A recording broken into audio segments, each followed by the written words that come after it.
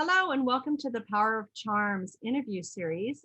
This is Kay McDonald with Charity Charms, and I have a very special guest today, Shelley Nelson. Shelley is a nonprofit marketing expert strategist. She loves storytelling, and I met her at the Arizona Alliance for Nonprofits conference. That was about two years ago, right, Shelley? Yes, it's been that long already. And we had a long conversation and talked about branding and the importance of awareness and reinforcing donor thank yous and commitments. And at the time, we didn't do a project together, but you just reached out to me during the last year with your work at Paz de Cristo to create a special program for you. And tell me what the impetus was for that, Shelley. Oh, I'd be glad to. And thanks so much for having me, Kay. It's just been a pleasure working with you on this project. Here at Paz de Cristo, we have sustaining partners, those who fund our mission each month. And we were looking for a way to thank them for their ongoing commitment and to really convey to them how valuable they are, how their gifts change lives. And we wanted to honor them in a really special way. And so, there's lots of options out there to do that, but we just found that the charity charms were such a valuable tool and a really kind, thoughtful way to thank our donors for all that they give to our guests and how they fuel our mission. Well, I appreciate that. And I love the fact that you really get the power of charms. I have lots of fun projects that I work on, Shelley, but yours was truly one of my favorites. Oh, You were so creative. I want to share with our audience what we came up with, what you came up with. You came up with this beautiful concept of the buoy being the lifeline. And first of all, before I go into the product, tell us a little bit more about Paz de Cristo. Oh, I'd be glad to. Well, Paz de Cristo is a place of hope for people who are struggling with hunger, poverty, and homelessness. And here in Mesa, more than 30% of our neighbors live on an income that doesn't cover the basic necessities for daily living. And so we provide a hot, nourishing meal every night of the year. Even during the pandemic, we provided grab and go meals. So all were welcome to drive up or walk up and get a hot, nourishing meal. And then in addition, our showers and our clothes give our guests a fresh start. And we also have resources. We have a resource center with navigators who give personal one-on-one assistance, helping people find the benefits if they qualify, helping them secure emergency shelter, and even land new jobs. And so more than just the evening meal that we provide, we also feed, clothe, and empower hungry neighbors in need. So that's what we do. And then our donors who give to us, they support that food and all that lifeline of essential resources that we provide. And so we just branded our recurring giving partner program to be called the Lifeline Sustaining Partner. That is so impactful. And as you and I talked about as we were developing this, it's so important to thank people for their donations and for their involvement in your organization, because there are so many organizations out there all vying for similar dollars from maybe the same people. And just acknowledgement of a gift, I think, is really, really important. I want to show the beautiful program you came up with. This was a thank you card, and then it said Lifeline. It had a beautiful buoy, and then on the back it said, "Thank you. Your gift changes lives. We are grateful." And that had the logo on it. And then we did what we call as a fob.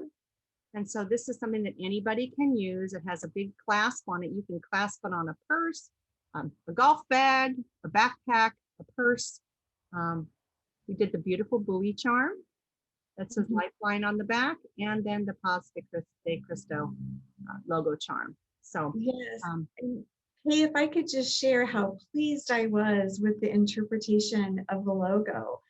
I remember when you sent the proofs from the artist, and they really made it three-dimensional. When you rub your finger over it, you can feel the dimensions of the cross and the round background and the dove. And it's just such a solid piece. And again, a beautiful interpretation. And then that buoy, it could not be closer to real life. I don't know how they work that, tiny in those little small corners to get all that detail in there, but your artists do such a beautiful job. Thank you. Well, yeah, I have to show that buoy. That's a beauty, isn't it? It is. Uh, I have a very special team, Shelley. I'm really, really blessed. We have a really amazing process. It's all done on a CAD machine. We like to say that our charms are many works of art. And a lot of people don't realize when you just see the rendering that we send, that they're going to come out and they're going to be 3D, and they're absolutely gorgeous. I'm also very proud that we make our charms here in Arizona. Primarily, we do sometimes work over in Greece, sometimes in El Salvador, but most things are made here in Arizona. And then really special, we work with Seeds for Autism, which is a local charity, and they assemble everything for us. Oh, nice. So that charity always benefits from every project that we do. It funds their programs too. So they made this for you. So, wonderful. Yeah. So anyway, I'm so pleased that you had the foresight to put a program together like that, and that it's doing well, and that fit the purpose. And tell us about the importance. Now, you've worked with several organizations, and you're actually transitioning now to a new organization called jewishvoice.org.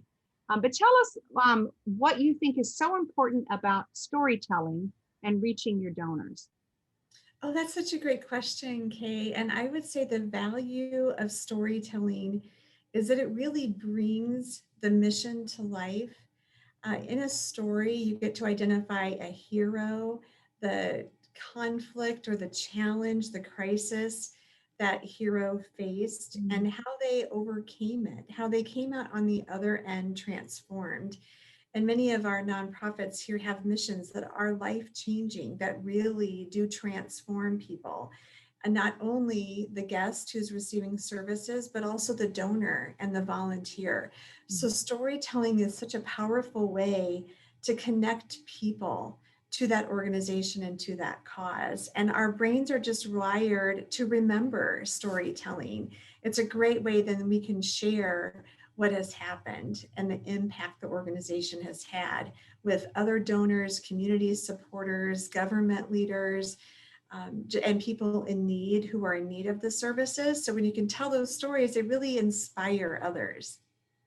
That is so very true. And as you work with different nonprofit organizations, do you have any advice for them? Like, you just went through a rebrand kind of with this and came up with a very, very special program, and you probably did that because the pandemic forced us to come up with unique, strategies and programs. So elaborate on how you do that a little bit, and putting together campaigns, things that are targeted specifically to engage donors.